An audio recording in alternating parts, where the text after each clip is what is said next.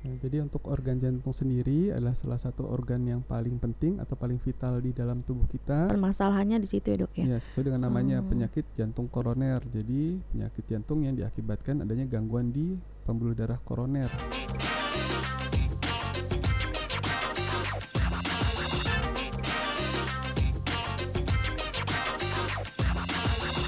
Assalamualaikum warahmatullahi wabarakatuh. Selamat pagi Sobat I di Kota Pontianak dimanapun Anda berada. Bertemu lagi bersama saya Dr. Sari Eka Pratiwi sebagai host pada podcast I di Kota Pontianak. Nah, hari ini kita bertemu lagi untuk membahas mengenai jantung dengan tema Selamatkan Jantungmu, Selamatkan Hidupmu. Podcast ID ini diselenggarakan oleh ID Cabang Kota Pontianak untuk memberikan edukasi kepada masyarakat mengenai berbagai penyakit yang ada. Jadi jangan lupa subscribe ya, sehingga tidak ketinggalan untuk video-video edukasi berikutnya. Nah, pada hari ini kita sudah kedatangan tamu. Di sini ada Dr. Adit, spesialis jantung bersama kita. Selamat pagi dokter. Selamat pagi Dr. Sari. Gimana kabarnya dok? Alhamdulillah baik. Dr. Sari gimana dok? Alhamdulillah sehat dok. Ya, baik.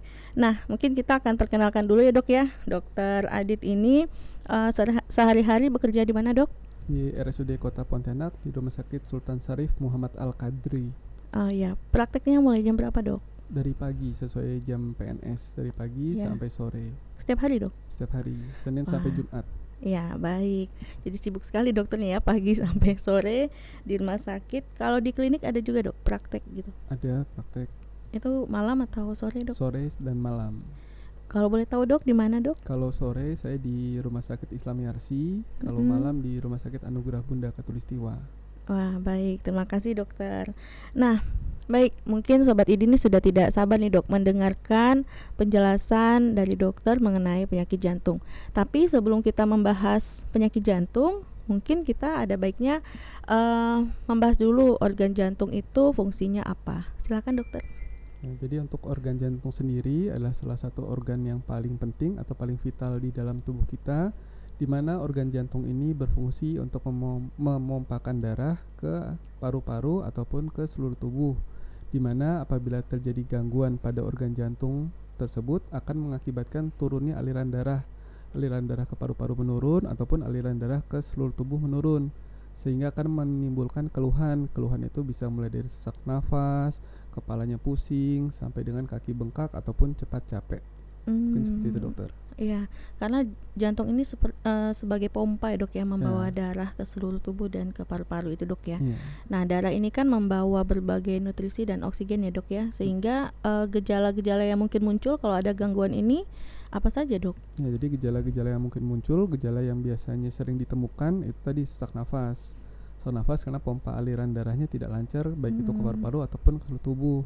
Yang kedua dapat mengakibatkan keluhan di kepala, bisa mengakibatkan keluhan gelier, berkunang-kunang, pusing, bahkan sampai dengan pingsan. Nah kalau di badan seperti apa? Kalau di badan tuh biasanya perasaannya lemes, kadang kakinya bengkak atau perutnya rasa sebah. Jadi perutnya rasa kayak kembung, itu juga bisa diakibatkan karena keluhan dari jantungnya. Oh, jadi ada berbagai penyakit jantung yang akan bisa menimbulkan berbagai gejala juga dok ya, tergantung dengan patomekanismenya ya dok ya. Nah mungkin sobat ini juga akan bertanya-tanya nih, kalau misalnya ngerasa pusing atau mungkin sering begah tadi yang seperti dokter Adit sampaikan, apakah saya pasti mengalami penyakit jantung dok? Ya, jadi kalau misalkan teman-teman ID mempunyai keluhan yang dicurigai adanya sakit jantung, mungkin sebaiknya memeriksakan diri. Pemeriksaan diri yang paling gampang seperti apa? Yang pertama kita memeriksa tekanan darahnya, mulai dari tekanan darah, denyut nadi, sampai nanti ke perekaman jantung atau EKG.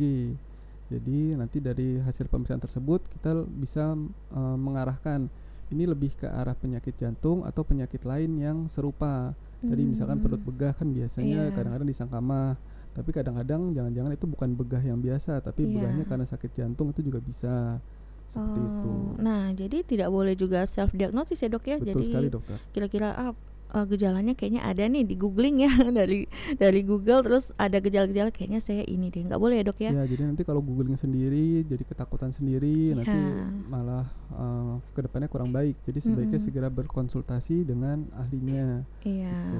baik. Nah, masing-masing gejala tadi itu juga akan timbul sesuai dengan dasar penyakitnya dok ya. Nah, mungkin kita akan tanya nih kepada dokter Adit mengenai berbagai penyakit jantung yang mungkin yang sering dijumpai dok. Apa saja dok? Ya, jadi untuk penyakit jantung yang paling sering dijumpai itu yang pertama ialah penyakit jantung koroner. Hmm. Yang kedua, komplikasi dari penyakit jantung koroner sendiri yaitu gagal jantung. Hmm. Nah, kalau gagal jantung menandakan bahwa jantungnya sudah mengalami kepayahan atau kegagalan untuk memompakan darah, baik itu ke paru-paru ataupun memompakan darah ke seluruh tubuh. Seperti itu, dokter. Oh, jadi gagal jantung itu adalah ini ya dok ya, komplikasi dari PJK-nya sendiri ya dok? Perjalanan penyakitnya. Mm-mm. Jadi misalkan pasien mengalami penyakit jantung koroner, apabila tidak diterapi dengan baik, tidak ditata laksana dengan baik, baik itu dengan obat-obatan atau modifikasi gaya hidup, dapat berkembang menjadi gagal jantung. Seperti itu, dok. Tapi bisa dicegah ya dok? Untuk mencegah terjadinya itu semuanya bisa, dimana kita mulai dari diri sendiri untuk menjaga pola hidup utamanya. Jangan sampai kita timbul penyakit jantung koroner, jangan sampai nanti berkembang lagi menjadi gagal jantung. Oke. Nah, sebelum kita membahas lebih dalam nih ya, mungkin kita akan bahas satu persatu ya mengenai penyakit jantung koroner itu sendiri dok. PJK itu apa dan bagaimana bisa timbul dok? Ya, jadi untuk penyakit jantung koroner ialah penyakit jantung yang diakibatkan terganggunya aliran darah di arteri koroner. Arteri koroner itu arteri yang mensuplai, pembuluh darah yang mensuplai nutrisi oksigen ke otot jantung. Nah, apabila terjadi gangguan, itu mengakibatkan otot jantungnya tidak bisa memompa, tidak bisa berkontraksi dengan baik. Penyebabnya apa sampai terjadi gangguan? Yaitu adanya endapan-endapan ataupun plak-plak dari lemak yang menempel di dinding-dinding dari pembuluh darah jantung tersebut. Seperti itu. Nah, Ya, jadi khusus di jantung, di arteri koronernya ya dok ya? iya. Permasalahannya di situ ya dok ya? Ya, sesuai dengan namanya penyakit jantung koroner. Jadi penyakit jantung yang diakibatkan adanya gangguan di pembuluh darah koroner. Seperti itu. Yang bertugas istilahnya memberikan makan ya dok ya untuk sel-sel jantung ya. Sel-sel otot jantung. Jadi kalau tersumbat maka sel otot jantungnya juga bisa rusak gitu dok ya. Betul sekali, dokter. Oke. Kemudian dok, kalau untuk PJK sendiri ini kasusnya banyak gak dok? Ya, penyakit jantung koroner sendiri ini salah satu penyebab kematian tertinggi di dunia. Tertinggi. Iya. Jadi penyakit dengan kardiovaskuler yang iskemik itu menempati peringkat pertama, itu berdasarkan data tahun 2017 tapi waktu itu. Seperti itu. Begitu juga penyakit jantung, ini salah satu penyakit yang sering ditemukan di Indonesia. Seperti itu. Apakah ada kaitannya dengan gaya hidup atau budaya gitu dok? Ya, jadi salah satu faktor resiko terjadinya penyakit jantung ataupun gangguan jantung, yang pertama usia itu pasti, yang kedua gaya hidup ataupun pola makan utamanya. Jadi kalau usia laki-laki itu biasanya usia di atas 45 itu udah mulai ada faktor resiko sakit jantung. Kalau perempuan di atas 55 itu mulai ada faktor risiko sakit jantung. Tapi sekarang banyak pasien-pasien ataupun orang-orang yang menderita sakit jantung yang usianya lebih muda. Kenapa? Karena tadi gaya hidupnya kurang baik. Yang pertama merokok, yang kedua banyak makan makanan yang berlemak, yang ketiga kurangnya aktivitas fisik. Nah, hal-hal tersebut yang mengakibatkan faktor risiko sakit jantung. Berarti sekarang terjadi pergeseran ya dok ya? Iya, sudah mulai lebih terjadi muda pergeseran. jadinya ya dok ya? Ya. Yang menurut pengalaman dokter paling muda itu usia berapa dok? Usia 20 tahun itu sudah ada yang usia ini untuk Wow. jantung koroner ya, mengalami Iya. serangan jantung. Usia muda. Serangan jantungnya ya dok ya usia 20-an ya? Berarti Iya. kan perjalanan penyakitnya sudah lebih dulu ya dok ya, sebelum ada serangan itu dok? Ya, sebetulnya untuk perjalanan penyakit jantung koroner itu sudah dari sejak dini itu sudah mulai ada terbentuk endapan-endapan, plak-plak di dalam pembuluh darah. Cuman biasanya kalau kita bisa menjaga pola hidup ataupun menjaga pola makan, itu biasanya mulai muncul tadi di usia 50-an ke atas. Iya. Tapi kalau tidak menjaga, di mana pola hidupnya banyakkan santai, yang kedua makan tidak dijaga, itu bisa lebih awal. Nah, terkait makanan nih dok, makanan ini selain makan makanan berlemak, kemudian kalau Sekarang kan yang ngetren tuh kopi ya dok ya. Nah kalau kopi ini gimana dok? Apakah berpengaruh dok? Ya, jadi kopi sendiri itu bisa mencetuskan terjadinya serangan jantung, terutama pada pasien-pasien yang mempunyai bakat gangguan irama, karena kopi ini mengakibatkan detak jantung lebih cepat. Kalau pasien-pasien yang memang sudah ada riwayat gangguan irama jantung, dengan minum kopi otomatis akan mencetuskan terjadinya gangguan irama, serangan gangguan irama akut. Iya. Begitu juga pada pasien-pasien yang sudah ada gagal jantung ataupun lemah jantung, karena kopi ini kan sifatnya untuk memicu kerja jantung. Kalau pasien-pasien sudah jantungnya lemah terus dipicu dengan kopi, itu bisa mengakibatkan timbulnya dada tidak nyaman ataupun sesak nafas. Jadi itu, tidak dokter. disarankan dok untuk pasien-pasien yang memang sudah punya bakat mengalami PJK ataupun memang sudah mengalami gagal jantung dok? Ya, tidak disarankan untuk meminum kopi pada pasien-pasien yang sudah mempunyai pertama gangguan irama, yang kedua sudah lemah jantung atau gagal jantung. Baik, terima kasih dok. Kemudian untuk gejala dok, tadi kita sudah bicara faktor resiko, kemudian pencetusnya. Nah kalau gejala dari PJK sendiri apa dok? Ya, kalau untuk gejala dari penyakit jantung koroner yaitu nyeri dada, tapi ini bukan nyeri dada yang biasa, jadi nyeri dada yang khas. Yang khas itu seperti apa? Nyeri dadanya itu biasanya di tengah dada. Di tengah dada tembus ke belakang. Tembus ke belakang kadang disertai dengan penjalaran. Maksudnya apa? Jadi nyeri dada tembus ke belakang, terus kadang-kadang ke lengan kiri ataupun ke rahang. Nah, terus biasanya dipicu ketika kita aktivitas fisik dan segera membaik ketika kita istirahat. Nah, jadi kalau kita nyeri dada terus kok tembus ke belakang, terus jalan ke leher ataupun ke lengan, nah coba kita istirahat. Kalau istirahat langsung menghilang, ya mungkin itu salah satu tandanya. Dan sekali lagi biasanya pemicunya itu ketika aktivitas fisik. Jadi kalau misalkan lagi tidur tiba-tiba nyeri dada, terus ditekan-tekan tambah sakit, nah jangan-jangan itu malah bukan. Kenapa? Karena nyeri dada jantung itu tidak bisa kita tunjuk, biasanya di tengah. Nah, dan tadi biasanya pemicunya ketika aktivitas fisik, bukan ketika lagi istirahat. Lagi santai-santai, bukan. Tapi memang ada pasien-pasien yang memang sudah jelas sakit jantung, nyeri dada saat istirahat tuh ada. Tapi kalau misalnya di tahap-tahap awal biasanya tidak ada keluhan nyeri dada saat istirahat. Karena sering sekali pasien ataupun masyarakat nih bertanya dok, gimana mengetahui ini adalah sakit dada itu karena jantung ya dok ya. Jadi tadi sobat ID itu daerahnya di daerah tengah dan tidak bisa ditunjuk ya dok. Betul, ya. tidak bisa Kemudian ditunjuk, dokter. ya kemudian ada nyeri, ada penjalaran dan tembus sampai ke belakang ya dok ya. Nah kalau dia bisa ditunjuk berarti kemungkinan bukan dok ya. Ya, apalagi kalau bisa ditekan terus tambah sakit. Nah, itu kemungkinan besar bukan. Biasanya itu dari mana dok? Otot? Dari otot ataupun dari sarafnya, karena kan jantung jauh di dalam badan kita. Kita tidak bisa menekan jantung dengan tekanan-tekanan biasa seperti ini. Kalau bertambah sakit, tandanya itu di bagian luar, kemungkinan otot ataupun tulang ataupun sarafnya.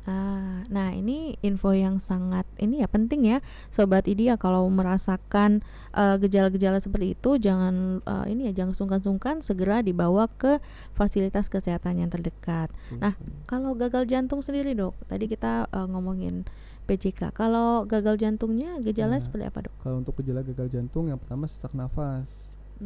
Yang kedua cepat merasa capek, aktivitas sedikit capek. Yang ketiga itu biasanya disertai dengan udem tungkai, pembengkakan pada daerah-daerah yang di bawah, terutama di kaki. Pergelangan kaki itu dok kaki, karena jantung tidak mampu untuk memompa darah sehingga darah berkumpul atau cairan berkumpul di bagian bawah kaki. Nah, yang keempat itu terbangun saat malam hari. Jadi ketika lagi tidur awalnya tidak ada keluhan sesak, tiba-tiba malam kebangun sesak nafas, ngos-ngosan, tapi tidak disertai wheezing, tidak ada bunyi nyik-nyik, karena biasanya bukan asma ya. Karena kan kadang-kadang asma juga timbulnya malam. Nah, tapi kalau jantung bisa tidak timbul nyik-nyik, tapi merasa capek, ngos-ngosan, seperti itu saat malam hari. Dan memang itu merupakan perjalanan penyakit dari penyakit dasarnya ya dok ya. Jadi biasanya kita harus waspada ini kalau sudah ada penyakit jantung sebelumnya ya dok ya, terutama PJK itu ya dok. Betul. Baik dokter. Oke. Kemudian dok, untuk penegakan diagnosis, nah mungkin kan sobat ID di sini kan tidak hanya masyarakat, tapi juga ada sejawat-sejawat dokter dok. Betul. Bagaimana kita menegakkan diagnosis mengenai PJK dulu dok? Ya, jadi kalau untuk menegakkan diagnosis PJK, yang pertama tentunya kita setelah tanda-tanda vital kita kita lihat EKG-nya dokter. Dari rekam jantung ataupun dari EKG kita bisa melihat apakah ada tanda-tanda iskemia, tanda-tanda kekurangan oksigen pada otot jantung, atau bahkan sampai tanda-tanda infark ataupun kerusakan otot jantung. Itu Iya. bisa terlihat dari EKG-nya. Nah, yang pertama EKG, setelah itu apabila memang kita curiga kuat ini ada suatu jantung koroner, bisa kita lakukan dua. Yang pertama kita bisa lakukan treadmill test, kita bisa tes lari istilahnya, Iya. kita treadmill test untuk melihat respon terhadap beban aktivitas fisik. Kedua bisa kita lakukan ekokardiografi. Kalau Oh. ekokardiografi lebih untuk melihat bagaimana fungsi pompa jantung, apakah sudah mengalami penurunan, apakah sudah ada gangguan gerak dari otot-otot jantungnya, atau bahkan malah sudah gagal jantung. Iya. Seperti itu. Nah, kedua tes ini bisa dilakukan di mana, Dok? Ya, untuk kedua tes ini rata-rata di rumah sakit pemerintah itu sudah bisa, di Sudarso sudah bisa, di rumah sakit kota juga sudah bisa untuk treadmill dan ekokardiografi atau USG jantung. Kalau untuk di Untan juga sudah bisa, di rumah sakit Untan untuk ekokardiografi dan treadmill. Kalau untuk di Yarsi baru terbatas sampai USG jantung atau ekokardiografi. Seperti itu. Iya, baik.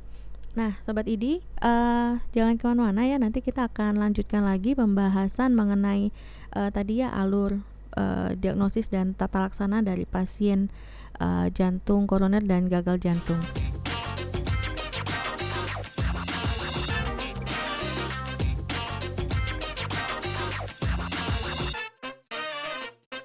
Kalau untuk gagal jantung sendiri, bagaimana kita mendiagnosis, Dok?